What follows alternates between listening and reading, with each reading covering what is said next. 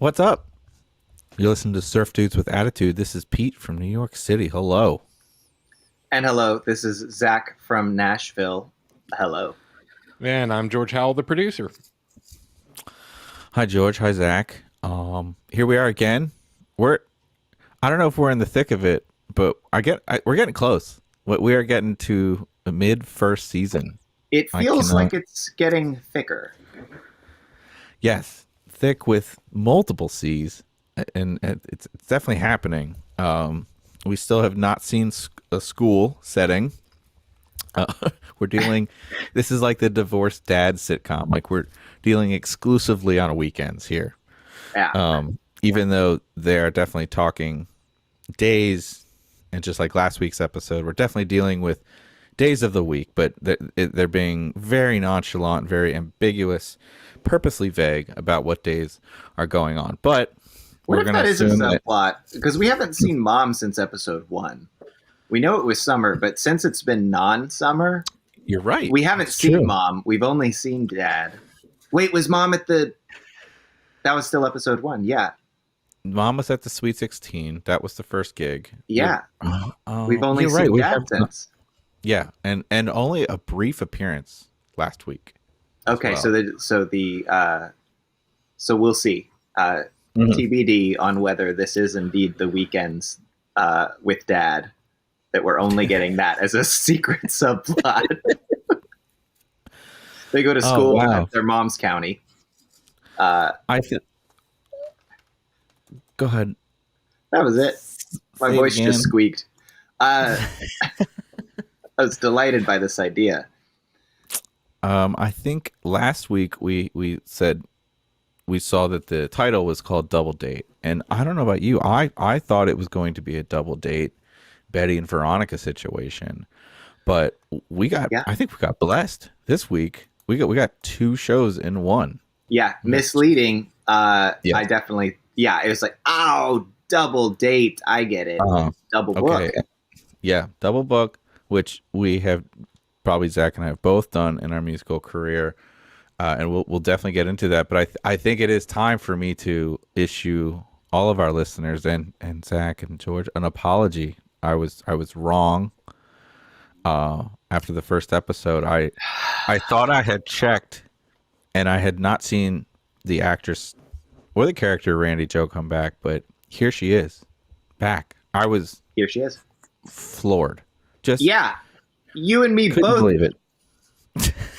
I led you astray. Yeah, I don't know how many of these lies are going to be before us now. I think this is me. This is me misleading you. I'm David Copperfielding your entire tenure here on Surf Dudes with Attitude, because I don't want you to know what's going on. So this is all part of my plan. And I'm going to take the bait, because I'm going to ask questions. I'm going to get curious. You'll have plenty of opportunity to lead me astray.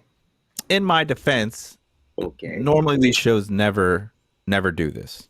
Okay, they never actually bring these characters back, and a lot of the times I will be correct, and we will never see these people again. They will evaporate into the ether, and the love interest that we see bolstered for an entire 22 minutes will just cease to exist. But there's a lot of shows do differently than this. Mm-hmm. This is not other shows. This is not. This is not. This is a different show. I think it's going to get even more different as it goes. More differenter. That is also what I thought it was going to be. I think so. I wasn't disappointed. Yes, I don't know. Are we jumping? We getting into it? No. Let me introduce the episode. I thought I could get to it easy. Okay, you can. Yeah, you got it. I don't know. I forgot how to spell California.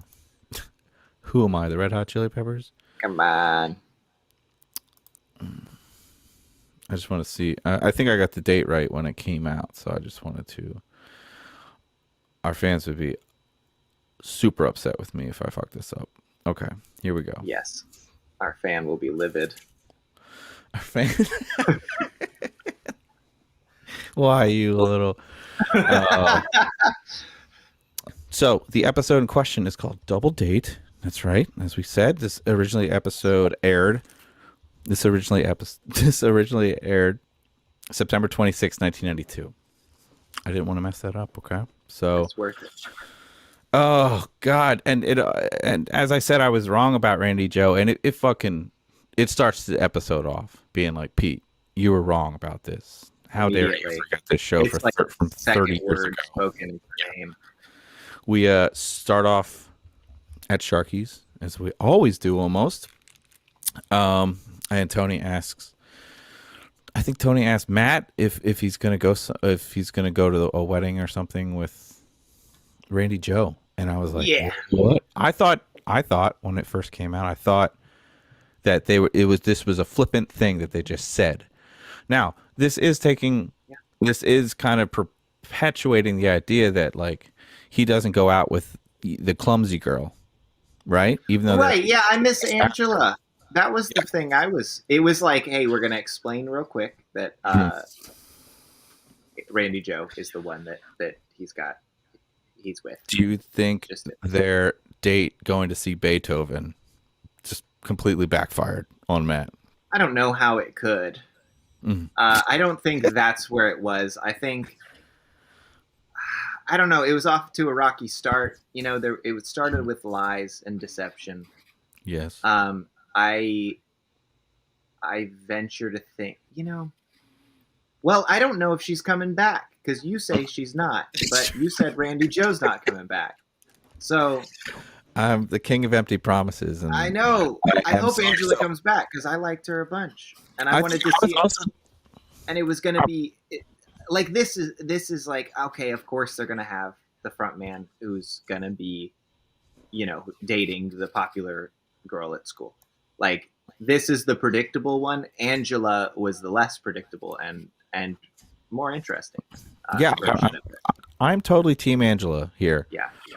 Because as much as Matt wants to purport that he's, too much of a rocker for her, he's a dork. He talks about being a rocker a little too much for someone who's a rocker. Mm-hmm. They could have dork sex together, and I would watch it. Yeah, I might wait a few years to consider watching Chris Hansen, you're right. I would also wait. But then, yeah, I would hope so. I would love to see what their mature selves get into. Consenting adult bodies can do to each other. Okay, you're right. You're right. We hear here that not only are they seeing each other, but Randi Jo's sister Debbie is getting married, and Matt he goes out of his way to say that basically she's not a bridezilla. She's just very stressed out about this wedding. As the episode goes on, it does kind of seem like this is a toxic relationship that Randi Jo's sister is in. I don't know if you got that vibe too, but yeah, definitely when we meet them, it doesn't.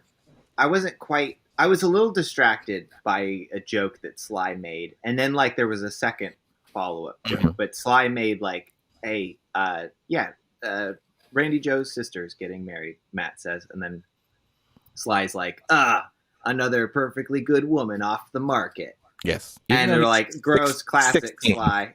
Yeah, gross.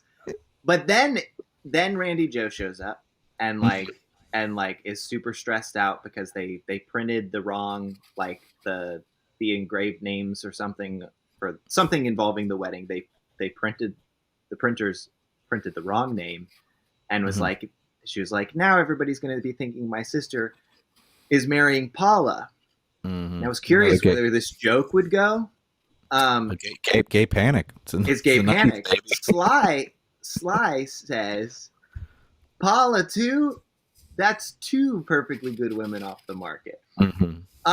Which was weirdly like he doubled down on the sexism, but did not he didn't question the gayness of it. That's true. I was going to say that it was weirdly progressive, even though they didn't go for the joke. Yeah. Or was that him being like, that's like, I think so. I think that's how I took it, but maybe is that in his mind, does he think lesbians are taking each other off? I think it is more a pun that they're going for, as opposed to the like the male gaze at this point. No pun intended, but he's not saying like, Yes. well, maybe I will go to this wedding after all. They could have done that easy joke, but I guess since this is a kid's show, they went for the easy, it's a name pun. It's fine. So, but I think Sly, sexist, yes. Homophobic, not necessarily. No, jury's still out. There has been some. I think there definitely will, because at one point in this episode, Jenny drops a hard R. So you don't know. This is of the time, and we're here to kind of correct course. So we're gonna see. Sure. But Sly also said, and I watched this episode twice. Everybody, just so you know, like I think that's two more than most people have ever seen this show in their entire life, and twice recently. This is not including your. I literally twice in the last like 2 days. Yeah. But on second watch, Sly lets a line out that he has known the Garrisons for 12 years. So we're to believe that they were playing together as children, which maybe means that he is the neighbor, because in the pilot episode, they kind of made it seem that unless he was like on his way to school or something, but we weren't at school then, that he lives close enough by. But they definitely, because he just walks in unprompted. I'm thinking neighbor. I'm getting neighbor vibes. Like they were friends because somebody moved there.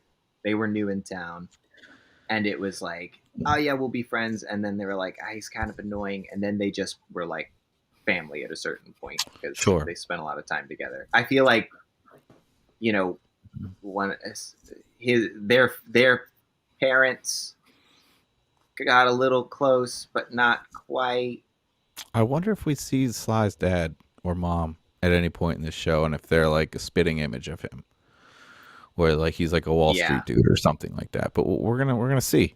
Do you think he's got two parents? Oh, he definitely does seem like a product of divorce, if that's what you're asking. Yes, like single child divorce parents. Maybe he has two moms, and that is why he's just so cool with the idea. Maybe so. He's just like, man, that's just like my two moms who got taken right off the market when they hooked up. Fuck. So we also, in this episode, we get Tony's last name for the first time. This is so specific. This podcast that you're getting with Surf Dudes with Attitude. Tony's last name is Tony Wicks. Assuming that's spelled Wicks and not Wix, like the website builder. Anyway, he gets called over by Sharky.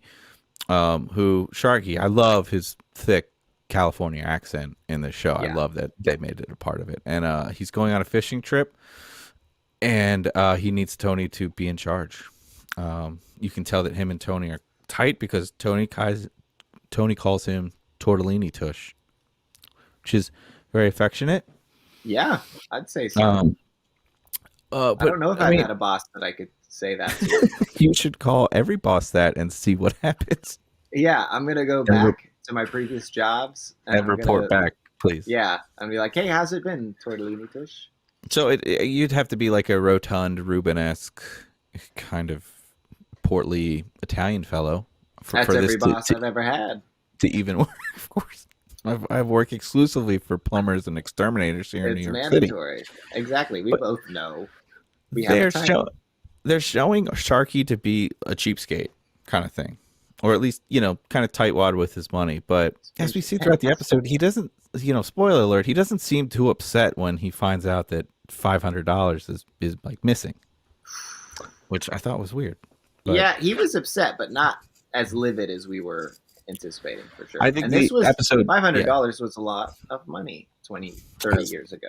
Yes, we found out. It's something like it's like $1,100 that we found out. Yeah. Speaking of money, he kind of dangles a carrot in front of Tony and says, if you do well here, we can maybe give you a promotion, which I really want to know what a fucking promotion looks like at Sharkeys. He says he can maybe give him a raise as well. Now, in 1992, California, minimum wage, what do you think it was, Zach? California? Yeah.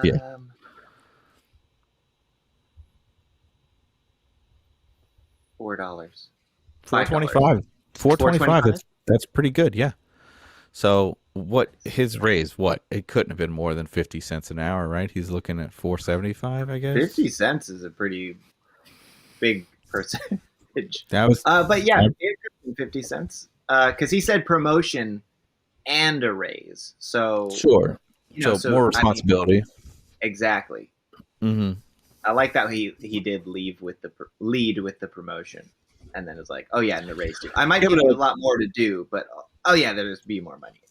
I remember when I worked at Blockbuster, I was making $7 an hour, and they offered me an assistant manager position, a head CSR, Zach, a customer service representative, for an extra 25 cents an hour, and I said no.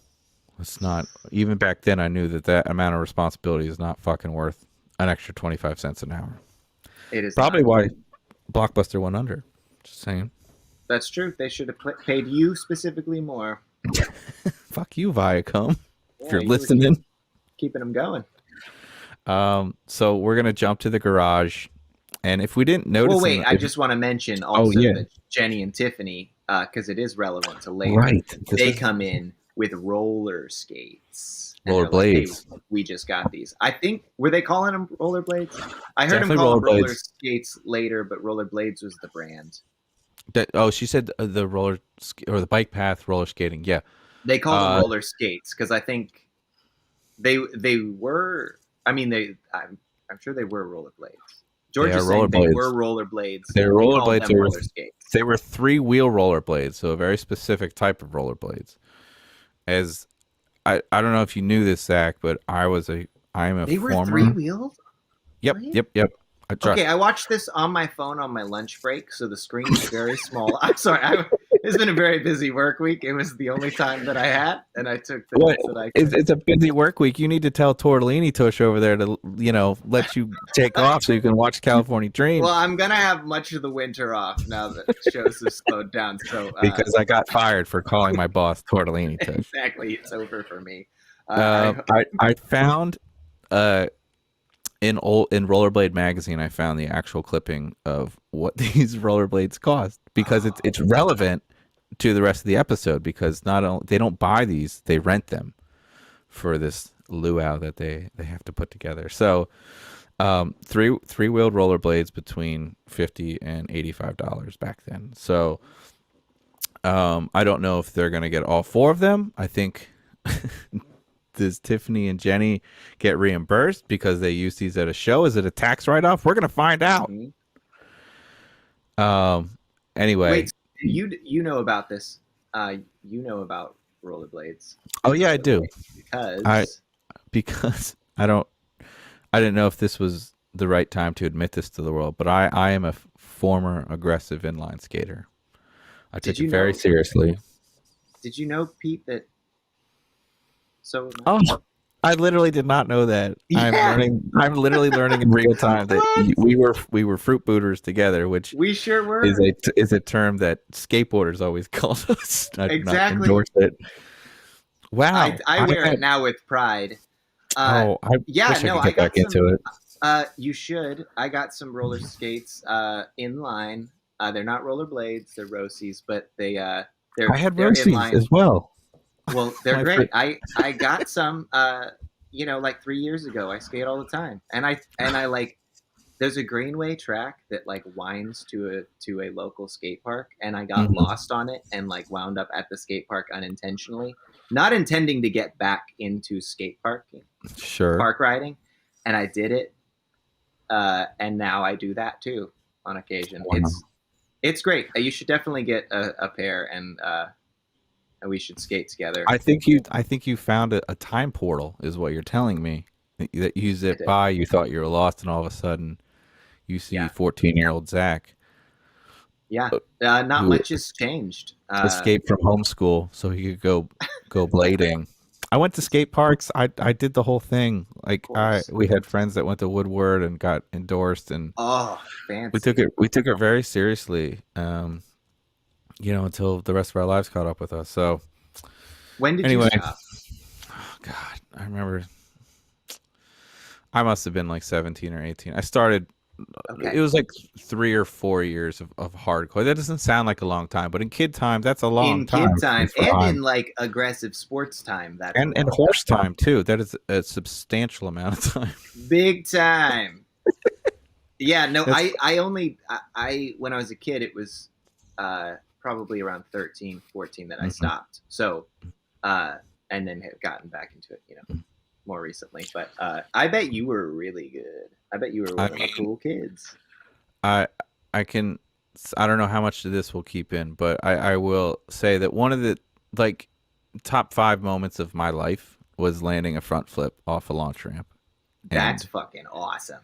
And it was with all my friends. It was really late at night. I'd been practicing, and I was like, if looking back, if I fucked that up, I would have been paralyzed or died. And the fact that I was just like, I have to do this in front of my friends, and they were all cheering me on, and I was like, I just got to do it, and then I did it, and then like rolling away from that was, I don't know, that and like dropping in on a 12-foot half pipe was like scary as fuck because you're just falling down, like you were like I'm gonna just fall towards the ground and just hope that gravity takes care of you. So that's so scary. Anyway. I think I didn't do anything over like 8 foot. Man, that's fun. We'll get some blades, and we'll my brain still knows how. I'm sure my body will keep up just fine. we'll shred together. It'll be fine. Well, speaking of a couple babes like us, rollerblading, we go to the garage.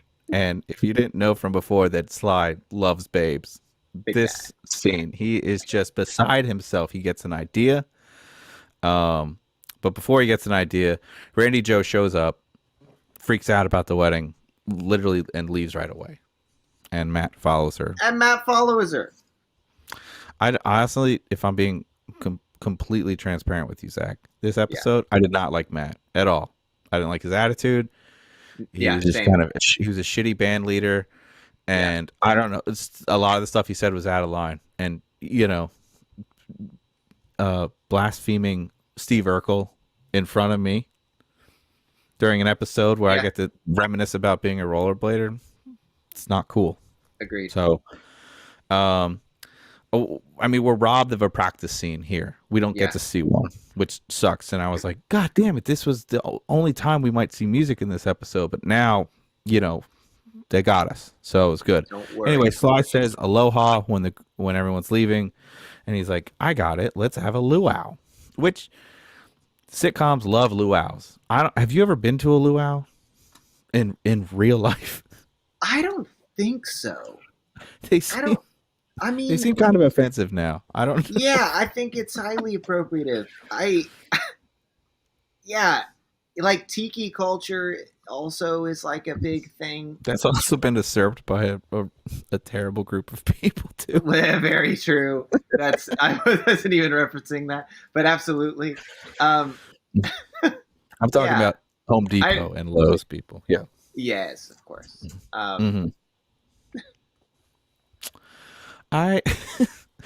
Basically I only saw luau's used as like props and sets on shows like this. If it was a school dance, it was a luau. Like if it was somebody's party, it was a luau. And I don't know. At every costume store.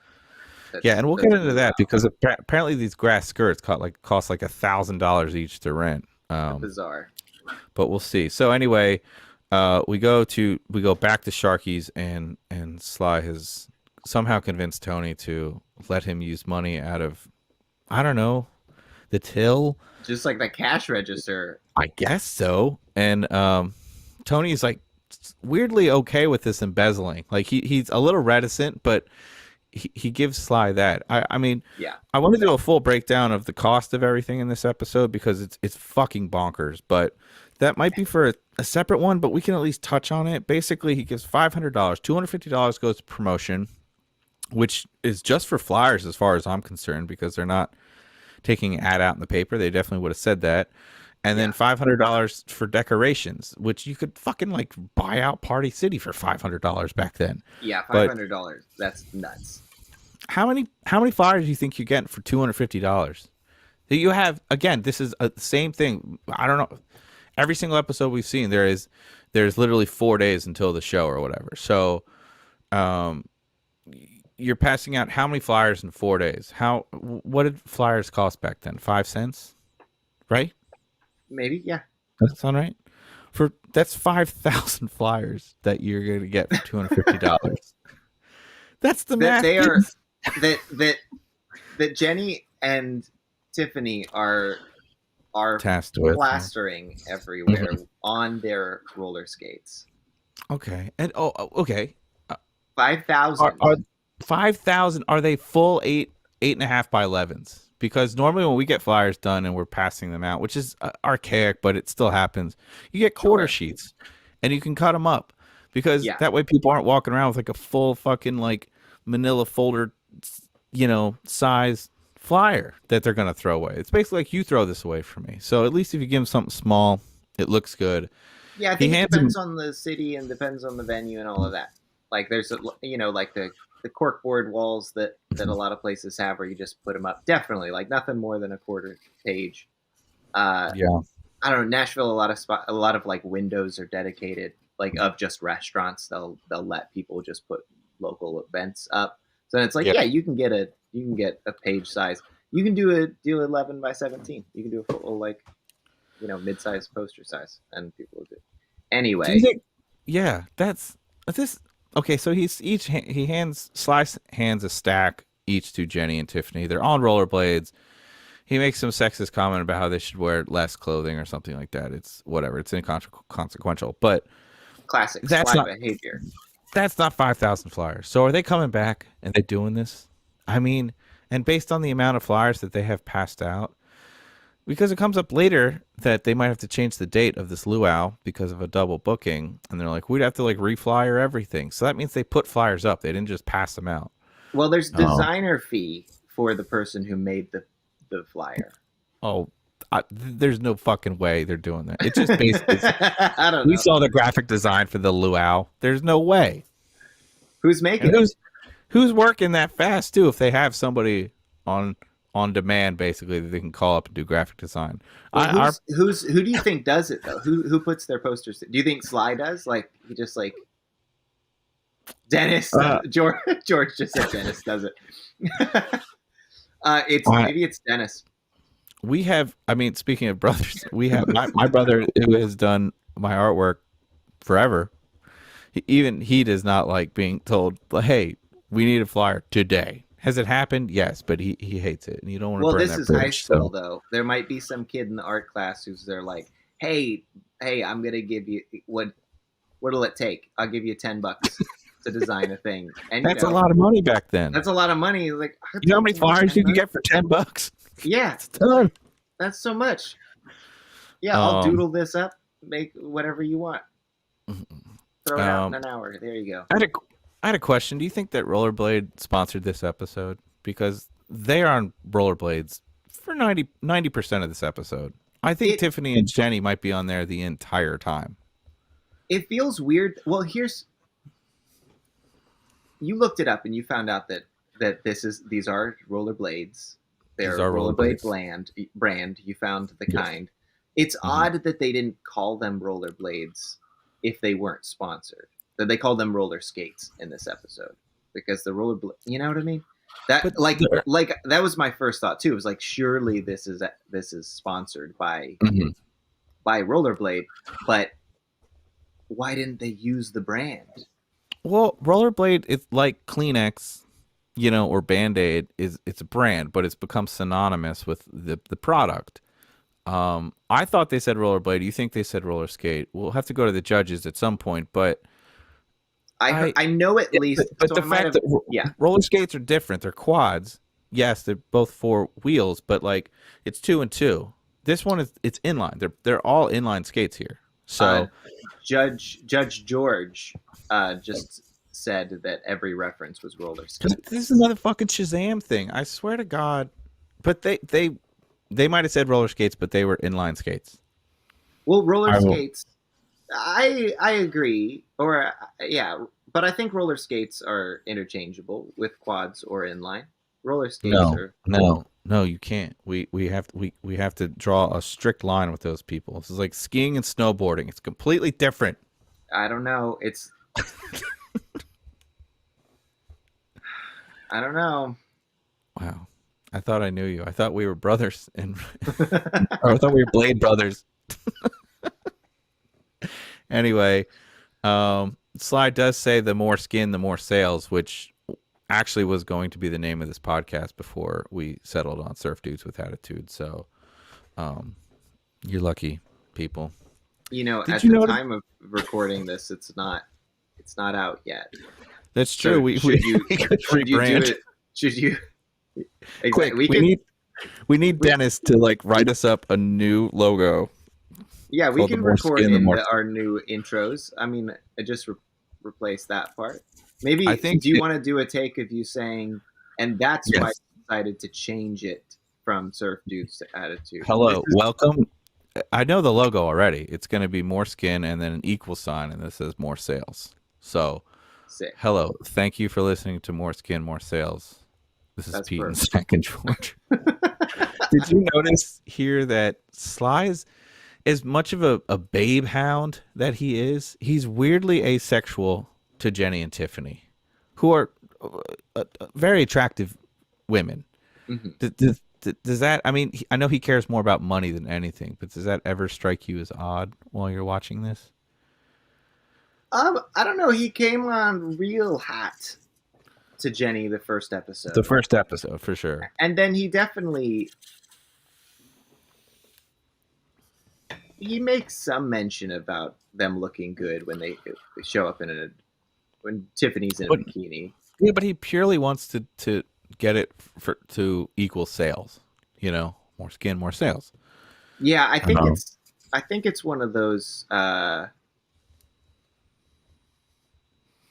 I don't know. They got a lot of history. I think, and they hate him so much. There's a certain point where he's just kind of like, that's not the relationship. Also being a sexist that he is. Yes. They have time and time again turned him down. So you think he's been orbiting this whole time? I think that his he values them for the money they make him now, sure, more than the sex they could potentially provide. Wow, that was deep. I got his number. Slice a dirtbag. He's dirtbag. He's a teenage dirtbag. That's what Sly is. Anyway, so don't Matt that song. Matt comes in, okay, and he has said the wedding band has canceled. The Yes. Dreams can play. Oh no, because we just found out that the Dreams are going to play the luau. I had a couple questions. Wait, they're the same night? Yes, that's Oh, right. no. Zach. What are they going to do? What can they do? We get through half of the episode before Tiffany says, "Why don't we just play both?" Which would be my first thought. It's amazing. Like, I don't want to so much disappoint back and anybody. forth. They're in so many new locations. Several of the same locations before. It's a really fun episode. So the wedding band at Paul's and Debbie's wedding has canceled the week of the lesbian wedding of Debbie and Paula. of Paula Dean's wedding. Yes. Yes. I mean, at that point, a week before the show, less than a week, that band is losing. That band has to pay money, basically. At that point, like they had to have signed a contract. Like canceling a gig and then hiring a teenage band is insane to me. But there's a lot of money stuff that doesn't make sense in this episode. But Matt signed his band up to play. Now, is it strange to you that he didn't even, because it's 1992, like give a little ring on the phone and ask his band, "Hey, are you available this date?" They just assume everyone's available, right? Yeah, especially with their track record of booking poorly timed shows. Gigs. Yeah. Like this happens almost every time they have a show. Mm-hmm. You think at a certain point, there'd be like, I should actually just check and make sure, because last time I booked a show, somebody was busy or my dad planned a thing or, It's It's like Tony did the same thing. Like Tony and Sly crafted this plan. Like, what if somebody was out at the Grand Canyon or something and they could make a gig? So I think a lot of this could be avoided if they just talk to each other. And since supposedly when they make the luau, Tony's or Sharky's not going to be there, so they could literally make this a late show, as we saw last week. The crazy headlining show has to start at 7 to 7:45. So this is poor planning on everybody's part, except for the wedding people. Anyway, they don't know what they're going to do, and we jump to the kitchen where Tiffany and Jenny are still on rollerblades or roller skates. Jury's still out. And Sly says, basically, we're going to play whichever gig pays more. And again, I hate to say it because he's such a dirtbag, but Sly's correct in this scenario, right? Right? And usually that would be a wedding. Yeah, although, yes, I would say also, though, there are other factors. Like there's a, I don't know what the equation is, but it's money, yes, but it's also like potential fan exposure and networking that would also be in there. So like, would a gig and what they want to do moving forward, you know? So if Sharkeys is and them putting on a show and like creating their own party, sure, of like, this is a themed party that they are hosting at their favorite haunt, and like if this goes well, they can continue to do things like this. They play a wedding, they might get other wedding gigs, and that's great, and they'll get paid a lot. But I don't know. It's not necessarily a 1-to-1 for me. Interesting, but I did think of something that Tony and Sly crafted this plan because Sharky is away that weekend, so we're gonna throw a gig.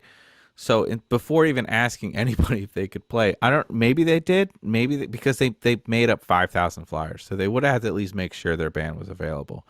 If that's the case, the luau was booked first, and you have to play the luau.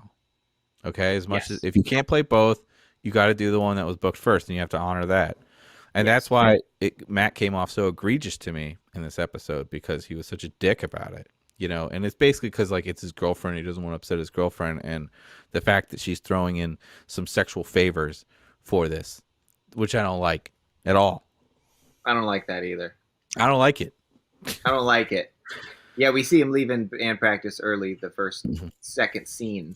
Yeah, we don't even get band practice. Deal with things that she's going on, going on. What about things he has going on? Also, band practice isn't that long. Can't it wait? It could. But it could wait. I mean, Randi Jo had to come in just so she could leave 14 seconds later, and then he could leave 15 seconds later. As we said, Jenny drops a hard R in this episode, but she actually says something. It's her like pep talk. She's like, she says something kind of profound before that. She was like, you know, we use Tony's. It's such a long walk to get to this, but she says, you know, Tony's afraid, and we everyone has fear, and sometimes we mask that fear with, you know, music or a pretty smile, and then she just totally calls Sly socially redundant. Yeah. Which, okay, you can't say the word now, but even then, as a kid, I thought that seemed that was a lot for me. I think. Maybe because like we both had religious parents, but I was never allowed to say that word, you know. And it's weird because like Tiffany kind of laughs at that, and she's such a sweetheart, but you know, Sly's the butt of the joke, you know. And I don't think I never saw Sly as like socially awkward. Like he's just selfish. He's just scum. He's just, you know. But although he knows how to talk to people. Social or like emotional intelligence, which I think is the new term for that. I know what you were gonna say, but no, I was yeah, what she said before all that was great, though. I mean, it's true. You know, we had it is true, and it almost hit Matt weird. He was like, "Oh, I don't know. See, yeah, and I think I was less surprised that Tiffany laughed at it. I think now it's, of course it's like, it's horrifying. But it was so normalized, and it was used so casually by kids. And like, I did, yes, I grew up religious, but like, that word was not against the household. Oddly enough. Yeah, I mean, it's bizarre. It was a rough time, the 90s. I think if this show got popular again, when we make this show popular because of this podcast, yeah, she's gonna have to come out and make an apology video. That's gonna start with, "This is the hardest video I've ever had to record." And she's gonna barely get through it, and she's gonna make a great YouTube thumbnail. I can't wait to see it, and I can't wait to be the precipice of why it happens. Yeah, so this is episode 4, and I think the casual misogyny that's been happening this whole show, that's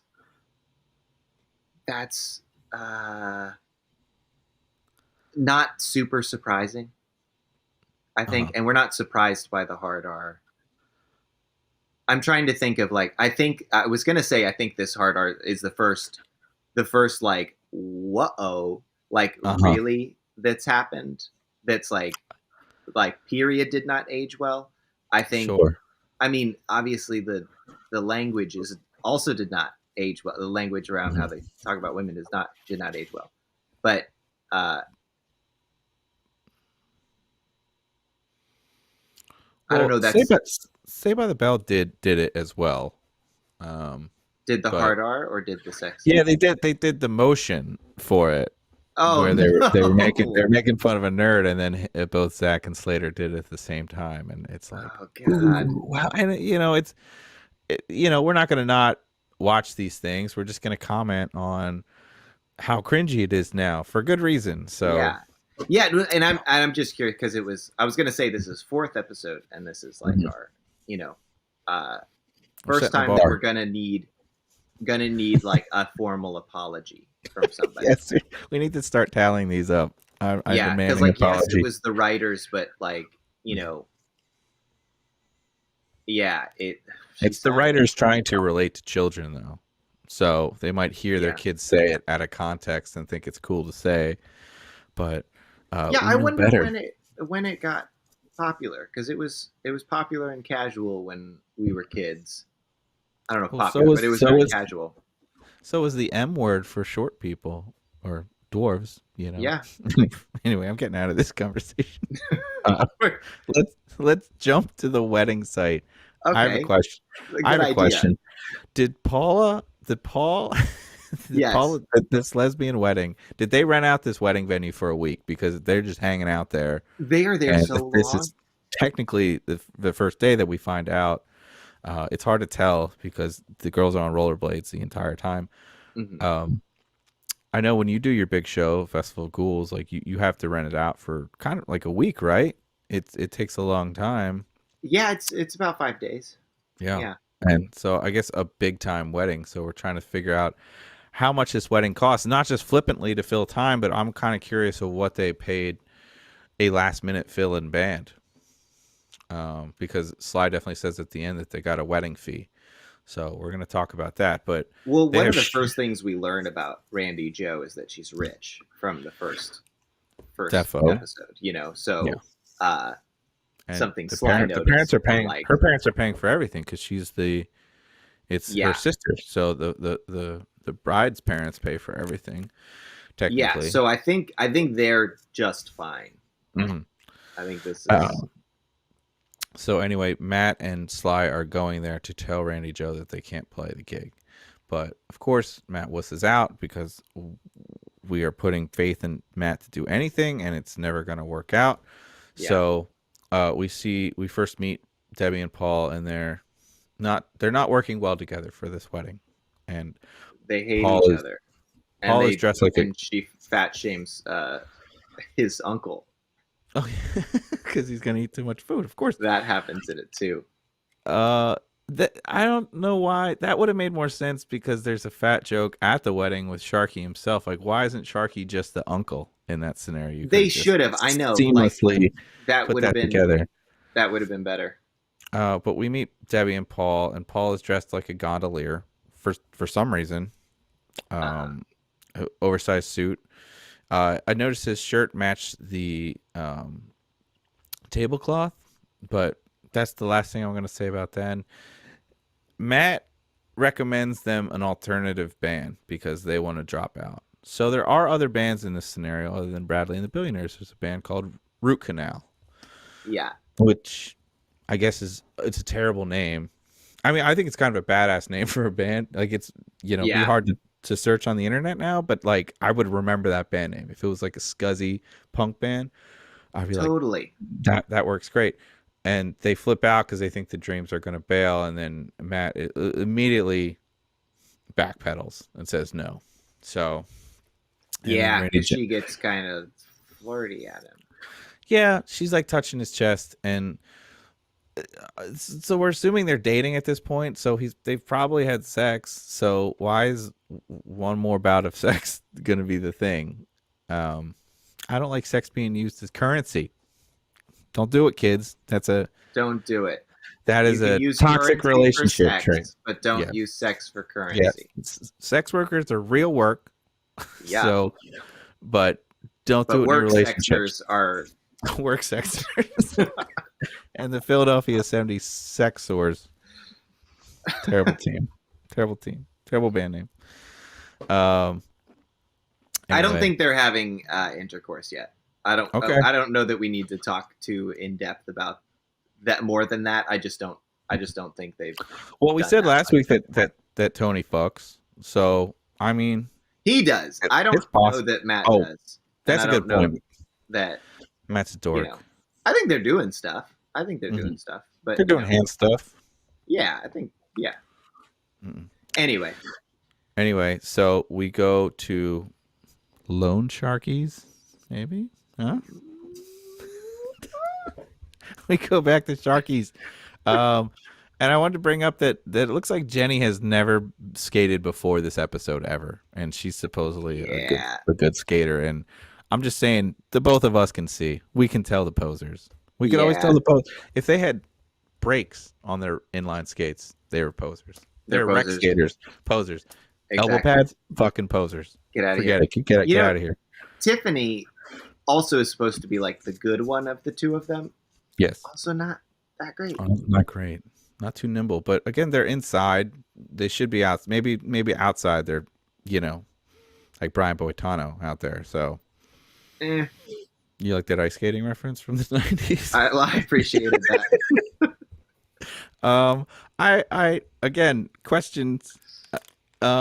We see Tony here, the kitchen, the garage, and back at Sharky. Is Tony working split shifts? Because he's changing when he's not in his Sharky's outfit when he's in the garage in the kitchen. Is he like, fuck, I'm doing 12 to 3 today and then like 6 to 9. So I think we're in more odd timeline. But this is supposedly when school is in session. So what is he doing? It's just a weekend all the time. No, it's not. I'm sick of that answer. I'm so sick of it. Anyway, you're right. It can't possibly. Too much happens. Too much happens. Do they ever go to school? Do you remember? Yes. I swear to God, they go to school. The school plays a bigger part in the other seasons. I think maybe that's a change they made to the second season that they're like, oh, Saved by the Bell is super popular. Like, get these kids in school. Kids love school. Were they trying to make it not like Saved by the Bell? No, they wanted to emulate it. No, it's so like it in a lot of ways. It's somehow more grounded, even though we're picking it apart. In this scene, Sly's asking for more money. He's like a meth fiend. He just needs one more hit. He needs an extra $200 for what? What do they need to do? I don't remember. But Sharky comes back early, catches them. And Tony explains what it is. They have a gag where Sly tries to lie about it and says there's a sick uncle. I'm really glad they didn't keep doing that gag.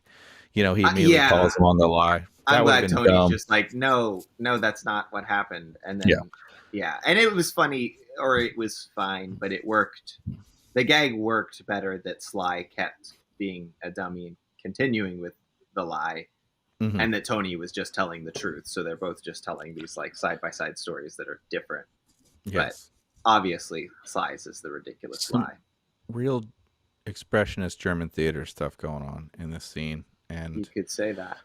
Sharky is weirdly okay with this, but he's like, "You better make my money back, or you're fired," kind of thing. It doesn't seem all that serious, but it is. And he was actually kind of like, "Wow, you're taking control of this. That sounds pretty good." Until he found out how much they had taken. Yes. Yeah. In order to put this together, and that's when he was like, "Well, then your butt's on the line. This better go well." Your butt's on the line, Mister. Yeah. And this has raised the stakes considerably. So Tony jumps over to the table. You see Sly like grab a chair from somebody else's table and immediately do like a Riker on there. Yeah. From Star Trek. And he's like, we got to do the luau. I'm going to get fired if we don't do the luau. And again, I think like maybe by a horse nose, but the luau was booked first, I think. But if we're just going to roll with it and say they're booked at the same time, either way, Matt comes off as a complete dick. And he's like, why should Randi Jo's family have to suffer? Because you're being irresponsible.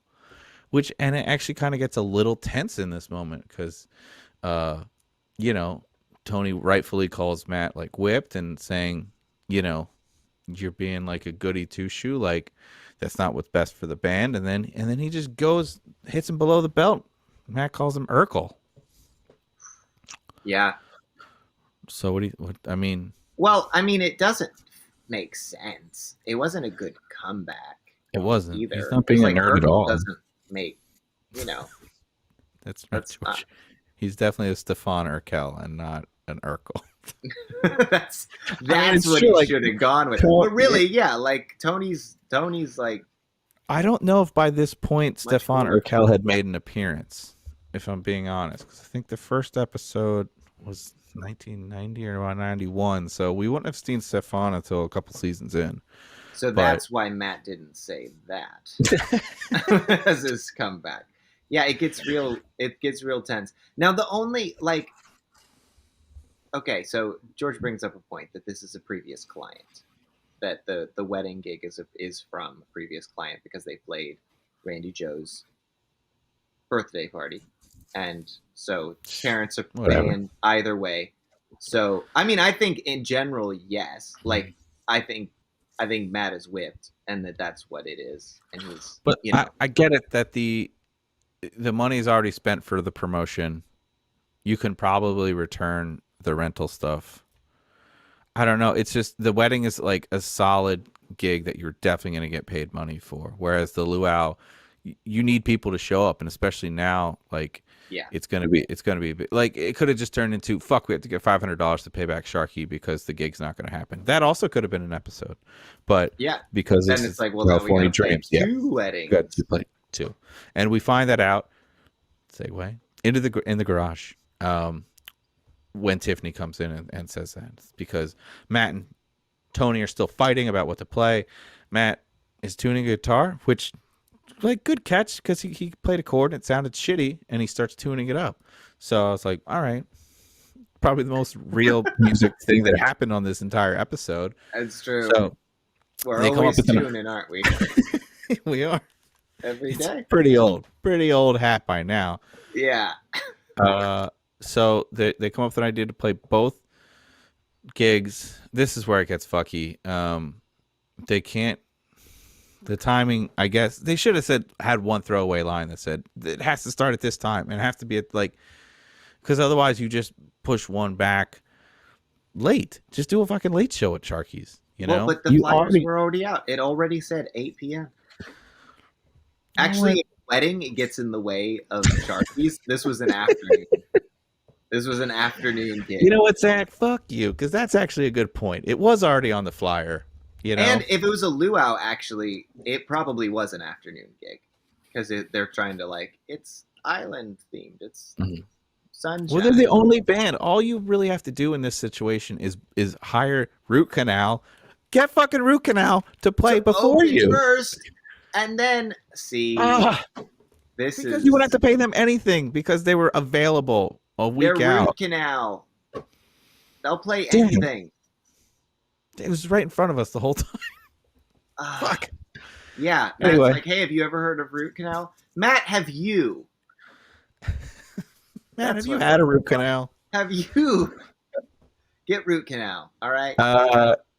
Exclusively on the after show, we'll be asking Zach if he's had a Root Canal and asking for an entire story worth. So you have to do a 20-minute bit on Root Canals. Get okay? ready.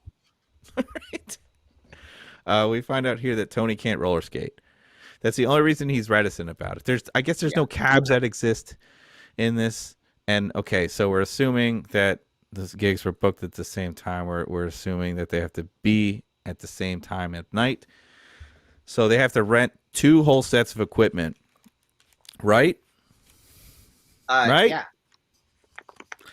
How much do you think that would cost?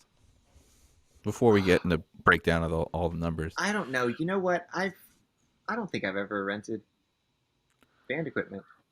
Mm-hmm. We've had to rent a drum set. We had to do that once, and it was like $100. It's like a lot cheaper than we thought, but like the return process was kind of annoying.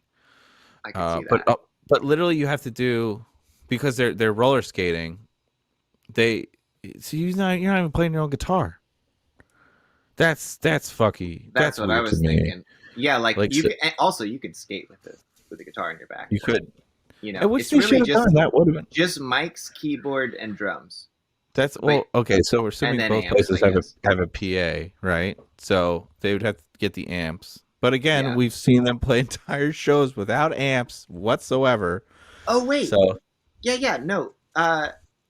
Okay, Matt does skate into Sharkeys with the guitar on. With a guitar, okay. But Tiffany, I don't know if she has her bass. Fuck, I should have looked at that. Ooh. We have to watch this the 3rd time, everybody, just to get this information for you. Yeah, I know what I'm doing next lunch. Mm-hmm. We go to the luau. That's the first thing we see, and there's whooping and hollering by the studio audience for the girls, who are technically underage. So I'm just gonna let that go. Yeah, because they're in their wedding dresses. Yes, and they're like, "Come on, we got to go to the wedding." Their outfits get rearranged and messed up. That's a visual gag I didn't see until the second watch. At the last and they're time. wearing their lays. The girls are wearing the pants, and the guys are wearing the skirts by the end. What a crazy bike path! I'm sorry we didn't get to see that. Yeah, I didn't notice that the first time either. That's why it's mentioned. It's mentioned later. Yes, and Matt looks like a Chippendales dancer because he's like shirtless but just has the bow tie on. I don't know if this is going to impress you. This happened back and forth. No, that's I'm disappointed in myself for not noticing this. Well, maybe if you were not watching on your phone during your lunch break, I was doing my best. But I think that had something to do with it. Yeah, normally I don't do it like that. Mm-hmm. But we do what we can. George has chimed in and saying there was a different bass for each show, so they had to rent a bass, drums, different keyboard, because we see the keyboard at Sharkeys is the one that has the shield in front of it, so we can't see how bad Jenny is at miming playing. But the one at the wedding, let me fucking tell you, dude. We can tell exactly what her it's fingers bad. are. Okay? Not so good. I will impress you now and tell you all the songs that they played. I looked up the lyrics online so I could get the titles for all of them. Are you ready? There's 4 songs played in this episode. 2 of them that I learned. If you lean on me, which we heard from heard before. We've heard from this, and it was the first song that they started playing, and I was like, "Oh, are they gonna? Is this a cop out? Are we just gonna start hearing old songs again?" Let me ask you: when you're watching this at work, are you listening with headphones, or are you just fucking blaring this for everybody at work to hear this too? No, I was in my car this time. That's even sadder for some Yeah. reason. Yeah, I'm just in my car watching this, drinking my little shaky. Oh wow. Well, we appreciate your sacrifice. Yeah, So and but I didn't have I meant to bring a pen and paper. I didn't. So I was like going from the notes app to the YouTube app, like pausing it and being like, all right, and then they did this. Okay. And then they said this. Rude. Okay. the police have been called. There's a weird man just watching California Dreams in his car. Will you sit in the passenger seat? Because that'd be even weirder to me. This is how I'm imagining you. No, so. the back seat. Okay. I had to take my legs out. Oh, It really seemed got less me. weird. It was like, thank you. You know what? This is the fourth episode though. Like I say, like normally I do things differently. I don't necessarily have one method. We yet. don't have a. We don't. There's no new normal for us as far Exactly. as like, Like what we're this doing. might be my method many a times. It's I like, think it's yeah. working. I don't want to mess with it if it's working. I mean, it technically is. Although I missed some things visually because I was having to go back and forth between Sure. apps, and like I got What you need is YouTube Premium, so I didn't always pause it. I'd kept it going while I could write some notes. Same. I will not listen to YouTube ads if I don't have to. I will pay that money. No. But you should get a Tesla and you can put it on the main screen. This is what you should do. This is an investment. This is what I was missing today. My Tesla. You know what? Yes. Next time, so I work at a theater space and a venue, and we have projection screens, and we have projectors, and I can make everybody watch this. Look, they're going to be watching it anyway to follow along. So exactly. So the other three songs are called Castle on Quicksand, Heart Don't Lie, and If It Wasn't For You. And if it wasn't for you, that's the song we basically get to hear the whole version of, I think. Not quite. I mean, really just like a chorus. Like we get like a verse. The one that Tiffany sings is Heart. I guess Heart Don't Lie. That's the Heart Don't Lie. one. We get much. Okay. Yeah. And okay, so this gag of them it's like montage of them singing and some of the same songs, but like back and forth between the wedding venue and the luau. So they have a similar set, which is great. Perfect planning. And they're on roller skates the whole time. Yep. They introduce themselves as the California Roller Dreamers. That's not bad. It's not bad. I get it. It's not great, not terrible.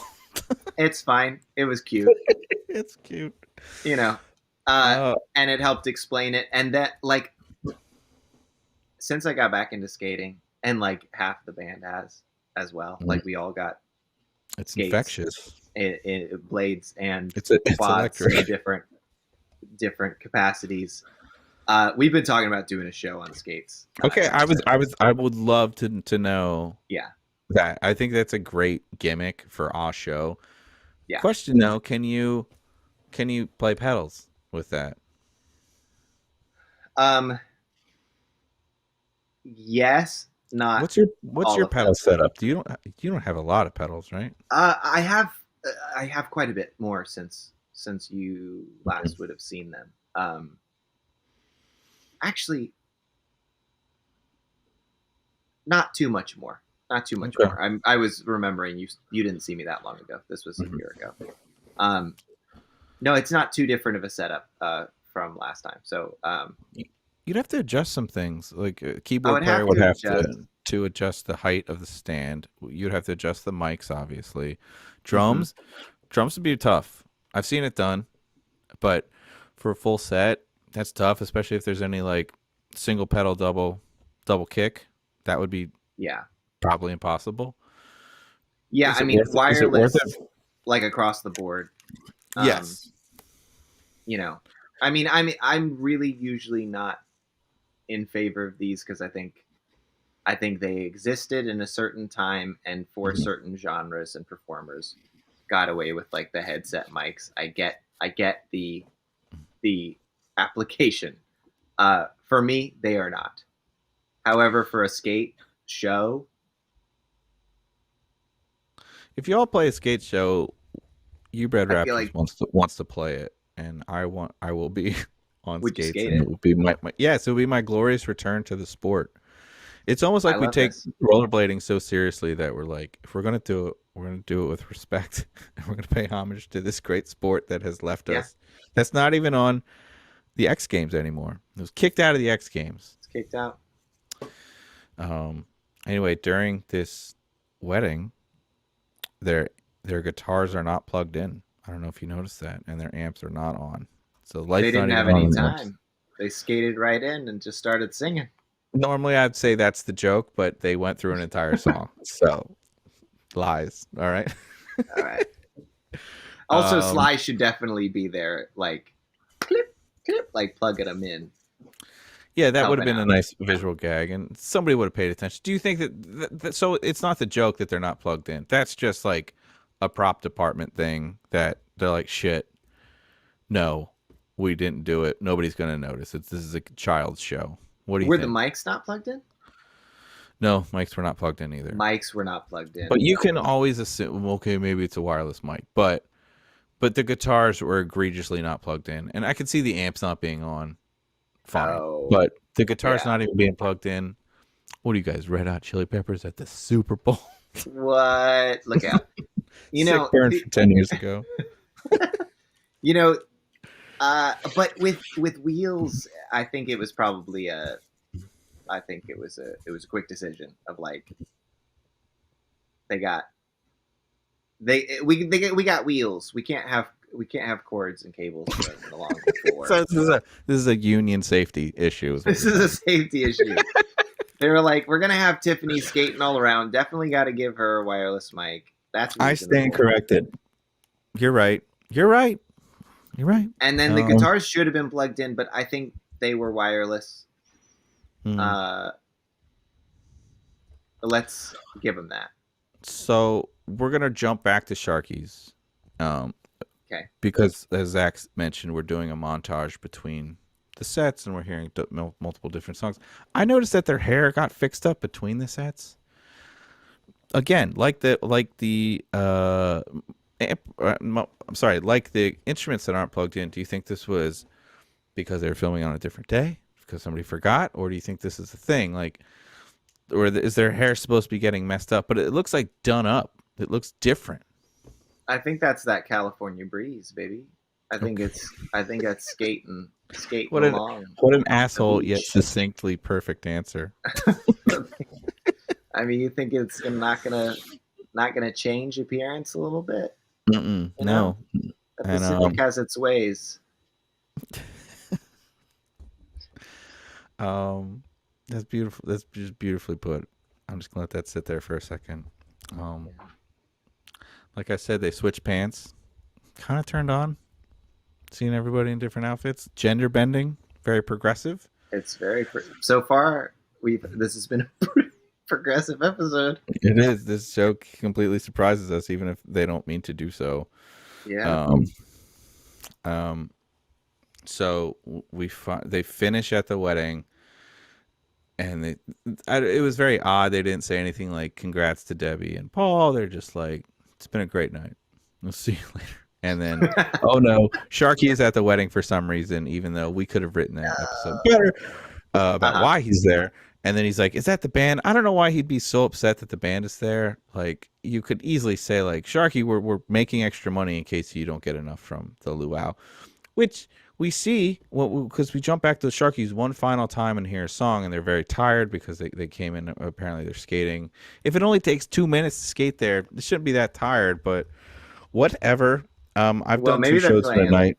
Yeah, they're playing a lot. They're playing the equivalents of like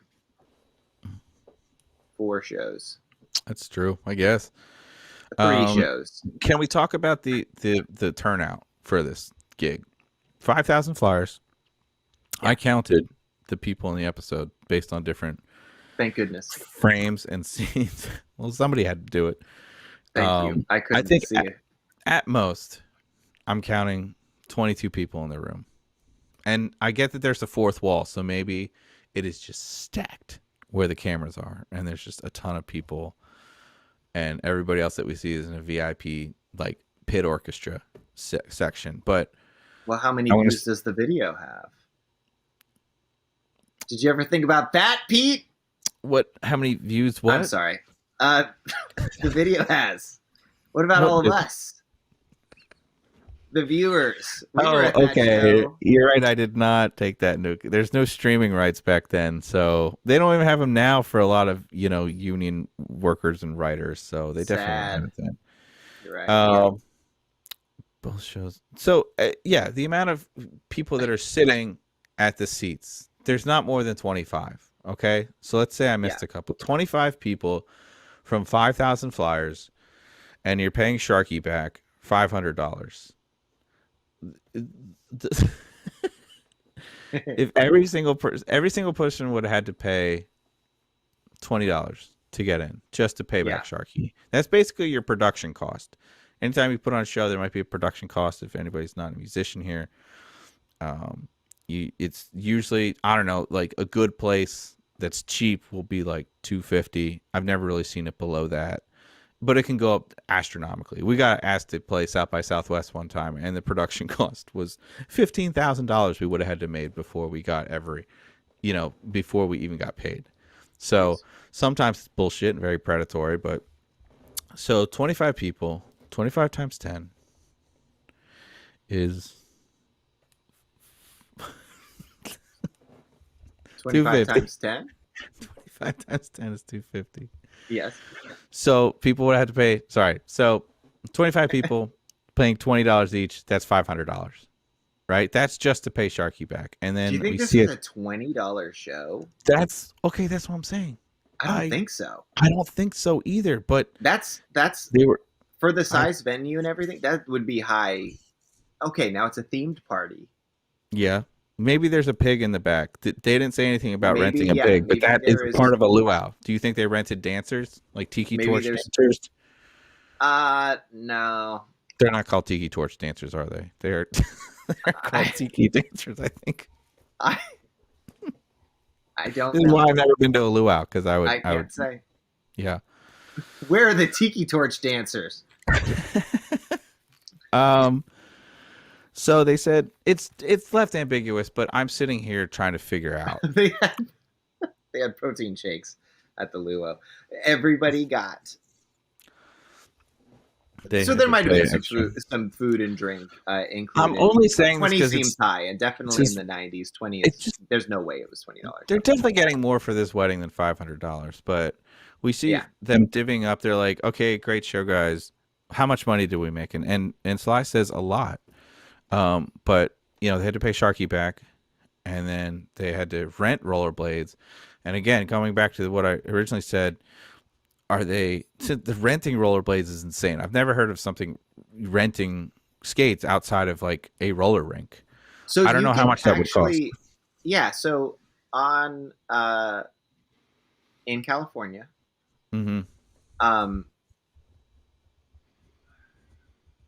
the beach, the Muscle Beach, the big beach that runs so long. The Grand Theft Auto Beach, yes. The Grand Theft Auto Beach, Venice Beach. You can rent roller skates there. Okay. And you can rent them, and they have kiosks, and then you have to return them, and they rent like by the hour. Do you know how much they cost? I did this when I was in California a few years ago. I think it was maybe like $20 for like 2 hours. Like it wasn't, So Jenny and Tiffany have their own. So you're renting for 2 pairs. That's what, $40 or something. But this is 1992 money, so I think we're gonna do we have to do a full breakdown. That's basically what it's gonna be. Why only 1 pair? No, it's definitely 2 because Tony. Oh wait, George is right. Tony is not able to skate, so they are only renting 1 pair. But do they have to where do they get this go-kart?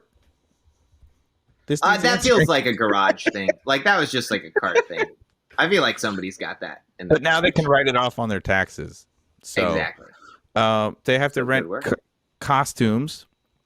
Basically, I don't know what costumes they're talking about here because like I see swimsuits. The skirts. That's okay. But the swimsuit you can take from home. So the lays, grass skirts, coconut bras. I looked tonight on how much that would cost, and I literally saw a DoorDash thing from Party City. I could get that thing delivered to me today for $10. So maybe the math does work out in this episode. But I think the biggest expense is going to be renting an entire equipment set. That's big. And the tuxedos, I had to rent one time, $50 to $75 to rent a tuxedo. And there's two of them, I guess they had to rent. Again, the whole gag here is that with all that said and done, they get $4. And Sly does not get a cut of that. They all take it. And he says, oh, what about me? And they laugh. Nothing. And we have been waiting for 4 episodes to find out if Sly gets a cut. And at least as of right now, the answer is no. No. And I guess the moral of the story is like, oh, we broke even. We're all still friends kind of thing. And we did both gigs, but we didn't make any money from it. And that's kind of what it is to be a musician. You better have fun doing it because you will end up with $4 at the end. That's true. Mm-hmm. I mean, yeah, that was pretty real. You know? It was a little too real. It was like the fear I had that I masked behind my music and you and your pretty smile. And George being socially redundant. Well, anyway, that's the episode. So we did it. I really liked that episode. I thought it was real fun. You know, it was fun. Mm-hmm. It was fun. It was quicker paced. I was a little bored by the last one. I could tell you didn't like the last one. How did you? You know what? I liked the song of the last one. Was up there on the songs so far, and also it's. I mean, there haven't been. It was maybe like the third or fourth that we've gotten to hear all the way through. So that helped. You know. Yes. Getting the full thing. It's hard to judge some of these. The If It Wasn't For You song, I want to hear more of.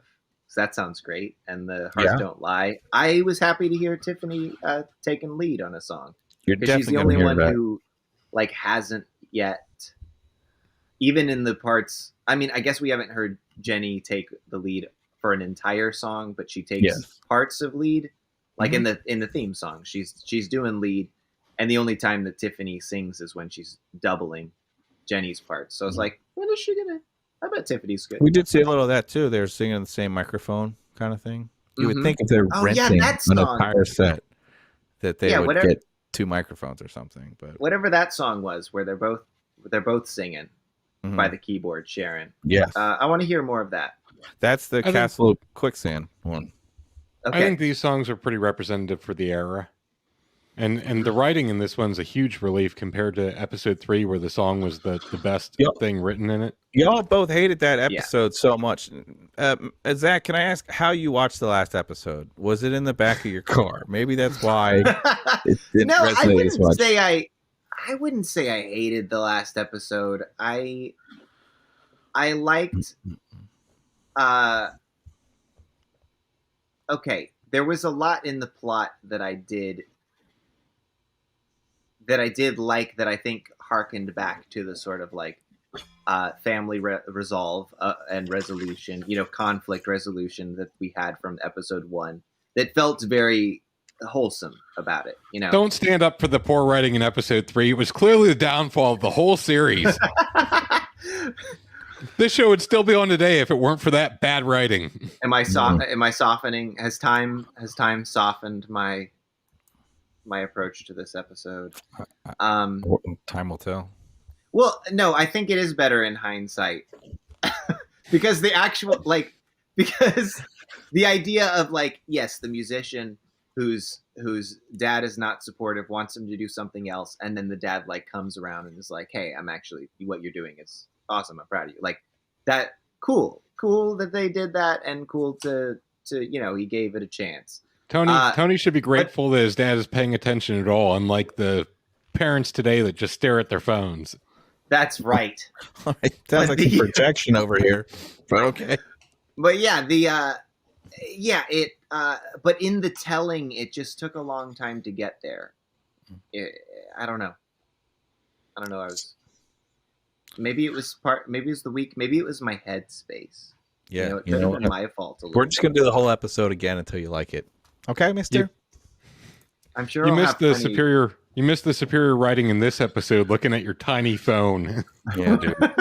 You weren't counting the rollerblade wheels as well as I was.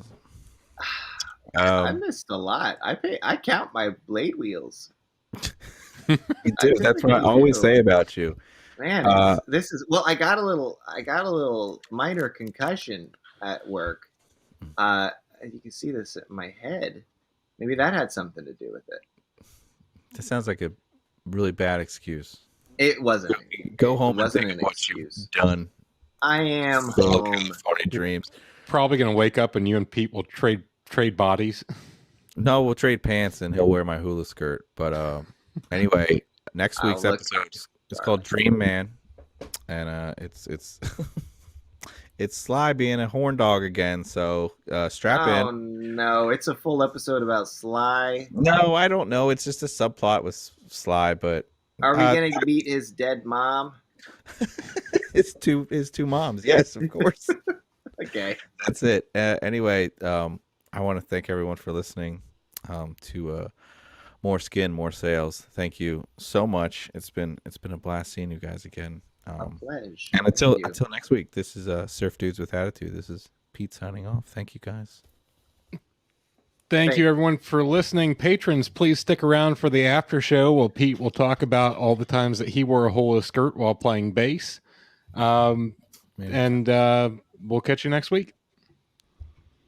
Say goodbye, Zach. Oh, later. Thanks, everybody. Was that like laid? Like a later? Yeah, you gotta see it in action. Good. You know what? I should have worn a lei for this episode.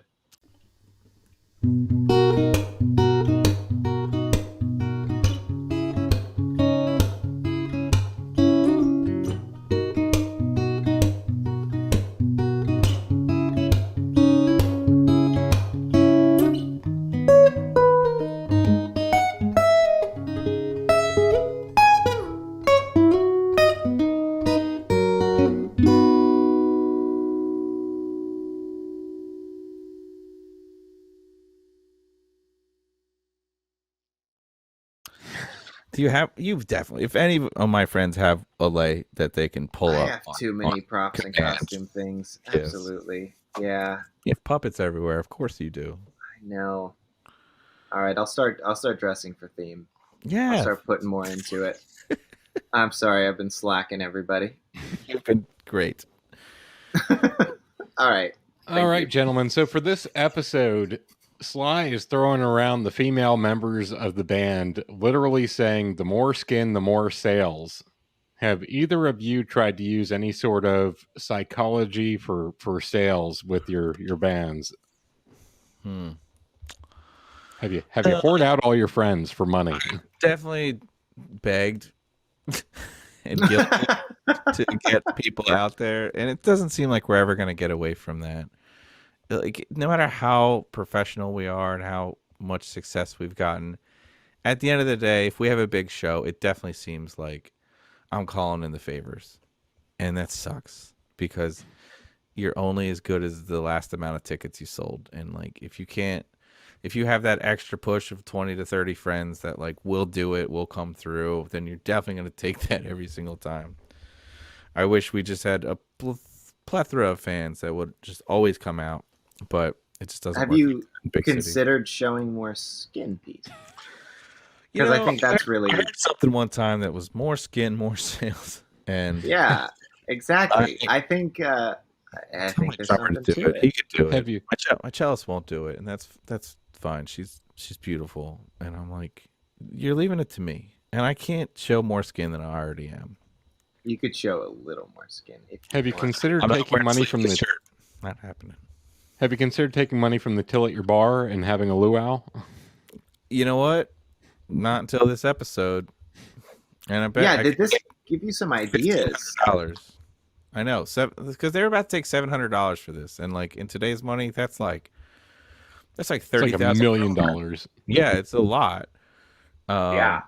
I don't I think I would definitely do some bargain shopping on the decorations, and the amount of flyers they put out is ridiculous. So just stop it, because you got to buy staples and stuff with that too. Like they didn't talk about that; they just did the flyers. So Yeah. when you're in a band, like gigs don't fall out of the sky. Like occasionally you have to plan your own show, like they did with the luau. How much work is involved with that? What do you have to do? That's use that. It's a lot of work, baby. Yeah. So I mean, we play a lot of shows with other bands and other shows that producers put on, but Nashville doesn't have a huge scene for what we do. So we've always sort of created our own shows and produced our own stuff. So um, yeah, it is a lot of work, and it is it has been often that scene at the end where it's they're like, well, we got $4, and Yeah. everybody like it's like we did it. Like everybody else that we booked made money, and everybody we put on this big thing. Everybody else did. I didn't necessarily, but I mean, but it's an investment into more, and what the next time, or the merch, or whatever. That's Um, well said. That is a successful show a lot of times, where it's like absolutely. all the other bands got paid, the venue's happy, because that's like a huge part of it. Especially if you're throwing it at a new place, like you want the venue to make a lot of money, so you are top of their list. If there's a touring band coming through town and they need an opening band, like them, they made a kick-ass show and people showed up for it, even if it was you behind the scenes ripping your fucking hair out, calling in all the favors and trying to get everybody there to show up in full support, and to be fucking rowdy and respectful at the same time. It's such a delicate dance. Absolutely.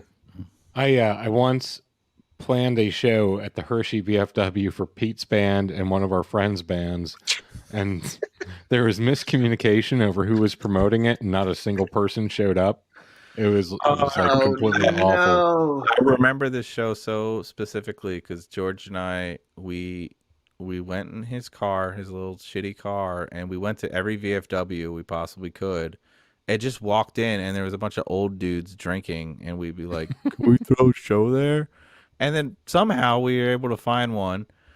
And I remember it got weird because we showed up, and the other band was pissed because nobody showed up, and George was like, "It's not my responsibility. I just booked the show," And you do raise a point. Like, are you a booker or are you a promoter?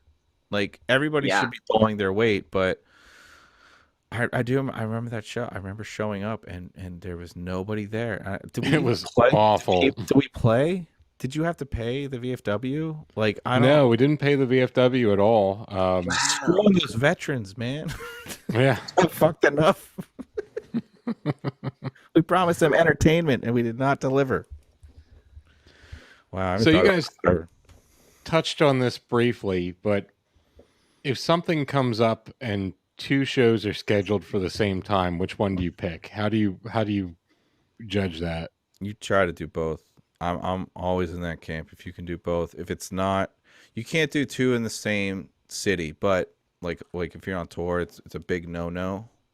But if you can, if one's like a house party or it's a DIY space or something like that, and they have a built-in crowd or something, and another one is maybe it's a dinner crowd, so it's not like you have to promote one. Always try to take both. Try to weasel, try to make it work in the set. But there's politics involved. If there's another band on that second bill that's seeing you promote another show, they're going to get pissed too. So if the politics work out and you can make the timing work, fucking go for it. You always have to hedge your bets. So what are the types of things that you have to do in order to be able to play two shows in one day? Like, do you have to book opening bands so that you can come in late? Do you have to wear rollerblades so you can skate between venues? Mm-hmm. That's priority yes one. to the latter. Yeah, I mean, you definitely. Your whole band already has blades, so you were so ready for that one. I mean, you've had to do it, right? Like Zach, like this has definitely happened to you, where you've, you know, got double booked and you just made both work, right? Yes, yeah. I not with not with the same band. Yeah. Oh, I okay. have not. So it's been different crowds. I have booked multiple gigs where I might be playing a show and then emceeing a different show. Mm. Um, that has happened, or like this is different, like a non-live event, like a video shoot, and then a live event, like right back to back. Um, so as far as promotion getting in the way of each other, I haven't had to deal with that too much. I mean, there's there are very few shows that I have taken like on the spot without checking in with the band members. There have been a couple where I'm like, this has to work no matter what because we have to accept this gig, even if I'm hiring a different band. Like this, whatever needs to happen, we can't pass up this gig. You're a real Matt Garrison there. That's what it sounds like. I mean, yeah, that's not happened very frequently, but it's and very few. Fortunately, most shows are not booked like, hey, here's my offer. Say yes or no right now, or else. So you've dated Randi Jo as well? I've dated Randi Jo. I've dated a couple of her Randi sister Jo's. Paula. Oh. But yeah, in general, no, I don't tend to double book. Definitely with the band, and I think I might have. I mean, so I'm the band leader, and I do the booking as well. So there's not, other band members might get a gig, but it usually gets forwarded to me. So, so there's not a lot of like two band members booked separate gigs, and now we have to like fight it out. I don't think that ever happened. It's almost like we're professionals and we don't we don't book shows 5 days out. Like thinking about high school too is like we were definitely not getting enough like show offers or That's opportunities, for them to overlap. Which is like, I don't know how that could. You get a show once happen. a season basically. So yeah. It's not like they're both gonna happen. Okay, you're right. No, on tour there have been a couple of back. On tour it's always the crapshoot. Like tour has definitely had some like when we did South by Southwest, we had multiple gigs a day. Well, yeah, you're supposed, but that's different. It's supposed to, yeah. Like a fringe festival type thing, or festival, citywide festivals like South by Southwest and stuff. What was your experience at South by? Was it clusterfuck? We did it a couple of times. Did you get asked by somebody, or did you personally like, we need to make this happen for us? We got asked, and for like sort of a featured show each time, like a showcase, like one of the times, and then we tried to book some other stuff in there as well. And then the second time, like we reached out to that same person who got us a showcase, and they had us back. And then we had more things we were able to book at that point. How many shows a day did you do? How many shows a day? Well, yeah, I mean, how long were you there and how many shows did you play? The second time was more, and I think we played, I don't know what is a lot. I know some people play like a shit ton. I think we played like 5 shows altogether. Did you rent different sets for each one? Yeah, that was at the time when we were not really writing our sets. So it was like, hey, we're going to start with this song and we're probably going to close with this song. But like, depending on how people respond to this opening song, will then depend on like whether we go into one of these 3 songs. Like we have, a basic idea of how it would flow, but like, you play a noon on Sunday, and it's like a lot of people might be hungover, so maybe we just give them like some musically impressive stuff, but not try to beat them over the head. And then you get like a nighttime thing, and it's like, this is our heavy, fast stuff all the way through. Yeah. I don't know. What's that?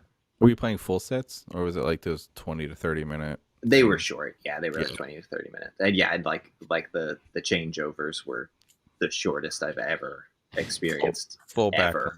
backline. Yeah, full backline, and they want you to be like 5 minutes. So, and then it starts eating into your set if it's more than 5 minutes changeover from the band, before and after you. We did. It was nuts. How about you? We did Indie Week up in Canada, which is their South by Southwest, basically. Okay. So North by Northeast, maybe. Yeah. And each day that we played, the shows got worse. So that first day, we were like, "Oh fuck yeah, this is awesome!" I think we did like 4 or 5 shows, and we were only there for like 4 days, and they put us up in a hotel, but the last night was like a 1 a.m. show at a bratwurst place, and it was the bratwurst. So hey. Our drummer had a freak out at that moment, and I remember we were literally waiting in the alley in the back, like this dingy alley, and it was like it had just rained, so it was like wet, and we were waiting to go in the back, like through the kitchen, so we could set our stuff up so we could play this like 30-minute set or something. And I think the box of merch my drummer was holding just fell through, like the bottom dropped out, and all of our merch just like spread all over like the wet concrete. And he flipped out. He was just done. He's like, I fucking hate this. Like, I'm sick of playing shows that don't matter. And I will always remember that line reverberating through me, because we're like so far from home, and it's the last night, and it should be celebratory, but it was a fucking slog, and we had to wake up the next day early to drive 11 hours back home. But I told him, I was like, every show matters, even this one, even at this bratwurst place, because I knew that in 10 years I'd be talking about it on a podcast. That's right. Man, that's such a well, yeah, it's both. Like, all of them matter and don't matter. Yeah. It's what you make of it. Like, if they're just shows, no, it's not surgery. Like, nothing we're doing is saving lives. I mean, you're not getting paid. None of it really matters, but yeah, it's, but does it all, like, can it affect where things go with your band? It's like, yeah, it all affects things. It ties in a bit with my next question also. In this episode, Matt was a total dick, and that Urkel line was way below the belt. But Matt and Tony are fighting for most of the episode as who should cancel the gig that they booked. How do you resolve issues between band members? Oh, man, we don't have the time. We don't have there's not enough bandwidth in the world to answer that question. I mean, well, for this one specifically, how would you work that out? Listen, it sucks because, like, if I'm taking it from Matt and Tony's perspective, they're friends in high school, and the fact that they both booked a show means they're equal parts in this band. But as I've grown older and I've made this a career and not a hobby, you take up the mantle of being the leader of a band or having a more authoritative role. And I don't mean authority in like a totalitarian way. I mean it like, you're the one investing money into this, whereas other people might not be. So at the end of the day, I hate to sound so cliche, but it's like they don't have as much skin in the game, and it's not really their call. If they're available and they're getting paid regardless, guess what? I'm hiring you, and you don't have as much of a say. So if it's good for the band, even though, like Zach said earlier, like we're probably not getting paid for this, but it's good for the band, and it's good for the networking, it's good for our brand, whatever. That's the important part. So if Matt truly is the leader of the band, then he would be less of a dick about it and say, listen, these are clients. We can get more money for this. Well, I'm sorry, Tony. We can work it out, because you already spent money on promotion, but let's change the date kind of thing. That's how I would say it. If we absolutely could not play both shows, somebody has to make the executive decision that's actually in an executive position. That rhymed. You're welcome. Nice. Have you guys Have you guys played a lot of weddings? How about you, man? I played like 5 to 10, I think, total. Nice. As you Bird Raptors? Raptors have played, I think, half a dozen, and I've played.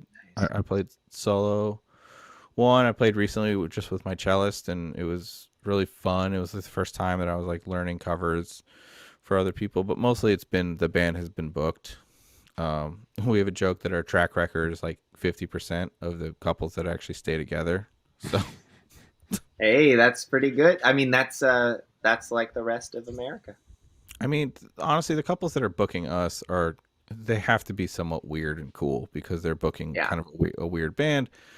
I think we're accessible, but I don't want to be tasked with being the reception band. Like, you want to hear Bruno Mars and dance. That's not going to be us. We're really good at cocktail hour kind of thing. But weddings, they pay well, and I feel bad charging what we do at some weddings because a lot of times it's the couple that is paying for everything, and we'll definitely, be flexible with our costs. But, we played a wedding one time where we knew it was like the parents paying. So fuck it. We're going to charge what, we get dicked on every other show throughout the year. We're going to charge what any other wedding band would do. For sure. We're worth it. We're good. Don't make us feel bad for wanting to do this for a living. What's different about playing in a wedding? What more additionals involved? Oh, Zach, what do you think? I guess it depends on the wedding. And the ones that I've done a few, I think 5, 3 of which was like was an acoustic, like me and another musician. And then 4. Sorry. Where we had to learn some new material. So that's a thing that's different. As you usually get part of what they pay for is you learning material that they might have requested. I've done some where it's in the ceremony, so they want certain things that they walk down to, certain things that they, the ceremony goes on, and then when they walk off. Yeah, definitely got to learn some stuff. Yeah, and then done the reception thing as well. Fable Cry got booked for a couple of those, and you guys would be so fucking fun at a wedding. It was fun, yeah, and they were fans of the band, so they hired us to play Fable Cry music. That's the best. That was the best because we just got to show. You do your own. We just thing, did our set, and you get fed really good food. It was great. Yeah, one of the weddings, their only request, they were like, play all of your songs. Our only request, we want you to learn and play Teenage Dirtbag. Which funny that ties into this episode. I know, which I love. I love that song. I always have, and I knew there would just be no other reason to make the band learn that song.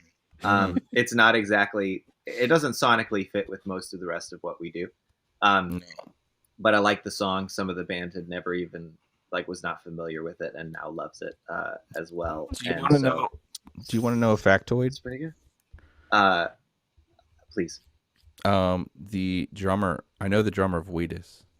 Really? He took my old apartment, and we started hanging out. He's an amazing drummer. Like recently? This was years ago. I'd say like 10 years ago. He started with the band, and he was with them up until basically this past year or so. And now he's with this Taylor Swift tribute band that literally plays fucking everywhere. But he went on tour with Wheatus all over because they are fucking huge overseas. Like enormous. They play fucking arenas over there. They can't get it together in America. And I don't mean that in a bad way. It's just like they're from Brooklyn, but America is just like, oh, you're that one-hit wonder band. But over there, people celebrate their entire catalog. Wow. So he's such a good drummer. He's such a good dude. But yeah, he took my old room when I moved out, and then we started hanging. It's just crazy because I was like, hey, get us on tour with Wheatus, Yeah. But he drummed for Mike Doty for a whole tour. And I probably shouldn't tell the story, but he was paid $50 a night to be in Mike Doty's band. So, man. and he was like, never again. Yeah. I'm like, oh wow, like, and he was like, I shouldn't have done that. I sold myself to, like, you know, he kind of was telling me as a cautionary tale, like, don't do this.